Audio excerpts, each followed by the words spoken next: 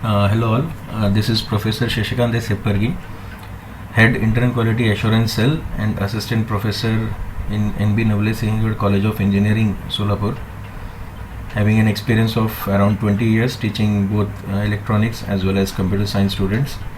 Qualification is MTech in Digital Communication, as well as I am pursuing my PhD and I am GATE qualified. Today we are going to discuss a topic from network theorems, which belongs to the subject that is network theory and analysis, or somewhere it is also called as circuits and networks. In that particular, we'll be talking about network theorem, and the very important theorem is a Norton theorem. First we'll see the statement, what exactly the Norton theorem says, and then we'll try to understand what exactly this statement mean, and we'll try to even understand each and every word mentioned here. Then we'll go for an example. So Norton theorem says any linear network containing several independent or dependent voltage and current sources with resistances, it can also be impedances, can be substituted or replaced by an equivalent circuit consisting of a current source. Important is here we are converting it into a current source in parallel with resistance, or it can be impedance, where the current source being the short circuited current source across the load terminal. So load terminals are short circuited, and the impedance being, or the resistance being, the internal resistance or impedance of source network looking through the open circuited load terminals. Now we try to understand. Any linear network here means the network where the output increases or decreases linearly with the input. This is we mean by linear network, or a network which contains the linear components. This is the first thing. So we can apply this theorem only to the linear network, not any of the other networks. First we should see whether our network contains the linear components or not, or whether it is a linear components available network or not. Now the second is we are talking here about something that it should contain independent or dependent voltage and current sources. Any network can have any number of sources which can be independent as well as which can be dependent. For independent and dependent voltage and current sources, please refer to the basic video of NTA. I am not going to deal here in detail with what is independent and dependent voltage and current sources. And it should contain resistances or impedances. It can have either resistances or it can also have impedances. So if this kind of network is available, then this can be substituted, or we are trying to find an equivalent circuit of this network where we are having several voltage and current sources as well as impedances or resistances. So we are removing, or we are replacing each and every components of this by a single current source. Means if you are having even 10 sources here, all the sources or the equivalent of all the sources is replaced by a single current source which is in parallel with a single impedance or a single resistance. Though we might be having several resistances or impedances, but we are going to find out the equivalent resistance or impedance of all these. Then how to find the current source? The current source is to be calculated by short circuiting the load terminal. We will see the procedure after this. Just try to understand that somewhere we are short circuiting the load terminal here to calculate the current source. And to calculate the impedance or resistance, we are trying to look back from the open circuited load terminals, and we are calculating the total internal resistance of the network. So this is how the statement is. Now we'll try to see the explanation of what exactly the Norton theorem is, and once we do the problem it will be more clear. Now try to understand. I have taken a very simple circuit here where there is a voltage source, a single voltage source I have shown here, I'm not taking here multiple sources. We'll see it in the problem. I have taken a single voltage source and a network where we are having three resistances with a load resistance.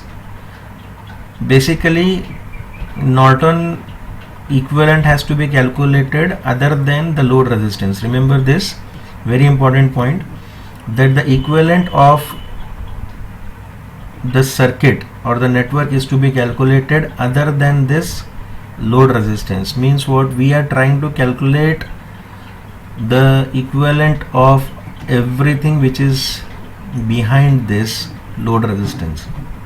I hope that I'm clear.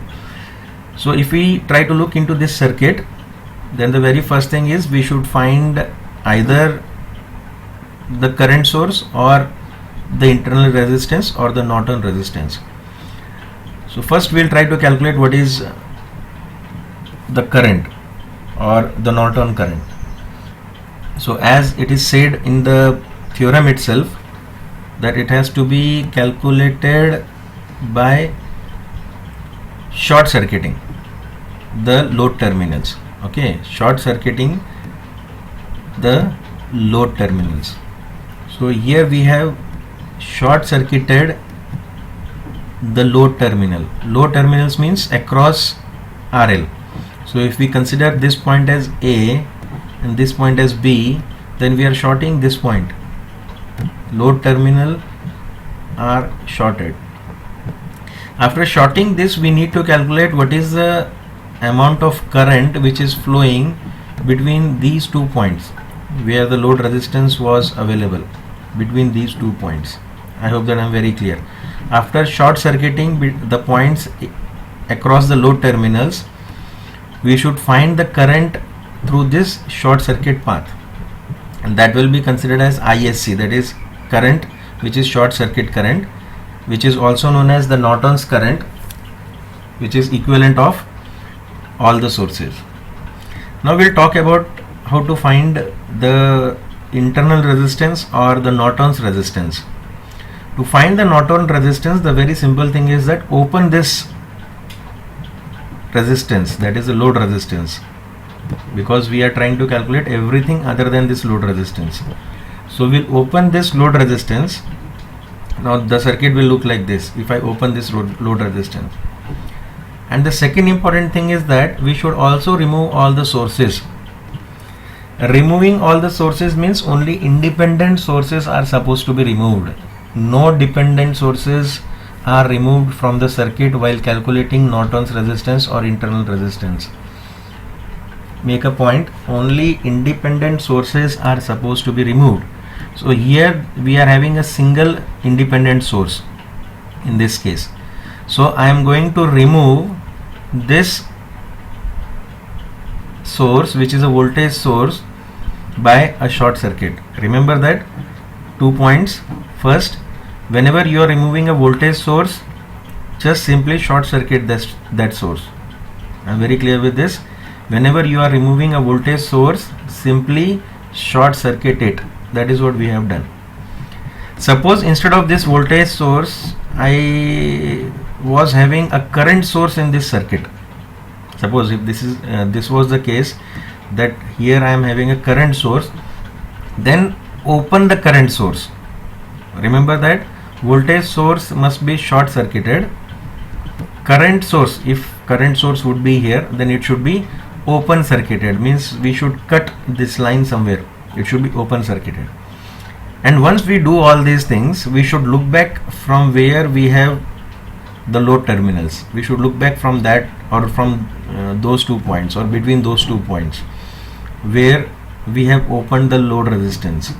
So if I look back from this, then I should understand that there are 2 resistances which are parallel to each other, and if I find the equivalent of this, then this is in series with this. So R1 and R3 are parallel to one another, and the answer of this, or the value of these 2 resistances, which might be the equivalent of these 2 resistances, is in series with R2. So see here, Rin or R Norton is given by R1 parallel with R3. So the formula is R1 into R3 divided by R1 plus R3. So R1 into R3 divided by R1 plus R3. How these are calculated, what are the formula? Please try to go back to the basics of network theory and analysis videos which I have posted, and how you are supposed to take it as series and parallel. This is a very big question among the student, whether this is series or this is in parallel, or this is in series or parallel. So I have explained in a very basic manner, very a technique is there to understand all these things. So please go through that. So here I will just tell you that this is R1 parallel R3 which is in series with R2. So R1 into R3 divided by R1 plus R3 is the parallel combination of these two resistances which is in series with this R2. Now we should draw the equivalent of everything whatever we have calculated. So this circuit is equivalent of this circuit. This was the original circuit and this is the equivalent of this circuit. Now we have taken a current source ISC, a parallel resistance Rn or Rin, which is a Norton resistance, means this value or this value, and this ISC is this current which was flowing through the point A and B that we have considered earlier. And then connect your load resistance, because this equivalent is between these 2 points 1 and 2. So this dotted area or dotted or dashed area is an equivalent of this part. So after this I am having a RL, so simply an RL is connected, right? So this is how we can understand how the Norton theorem works.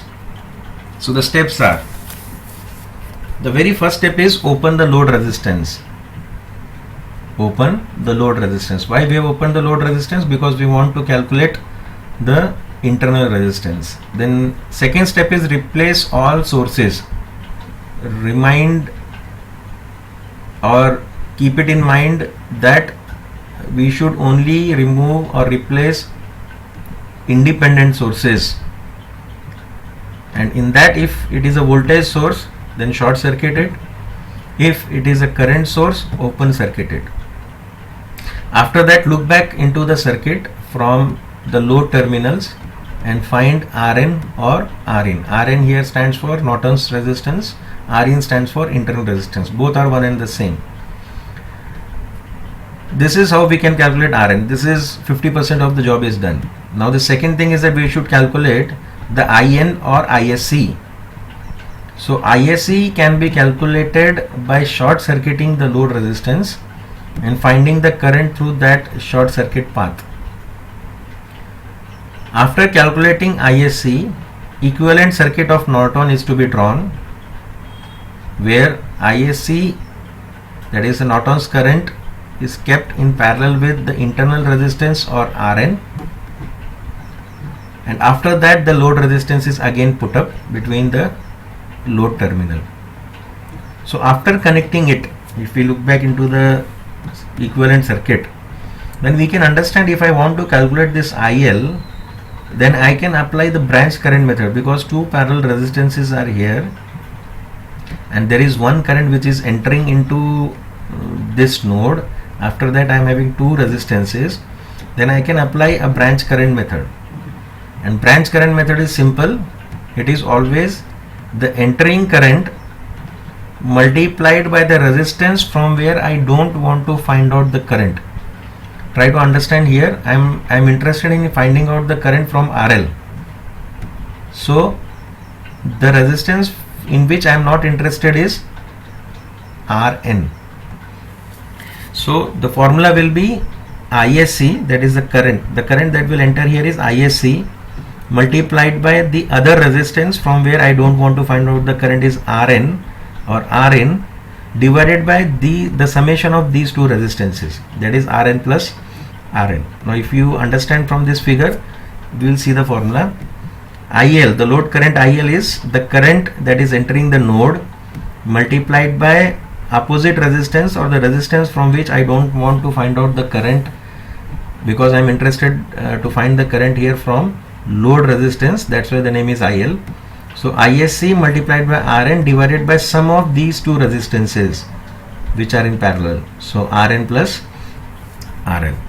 So in the next video we'll try to see the first problem, and I'll take the problem with the different examples where you can understand it in a very simple manner. Thank you very much, and rejoin in the next video.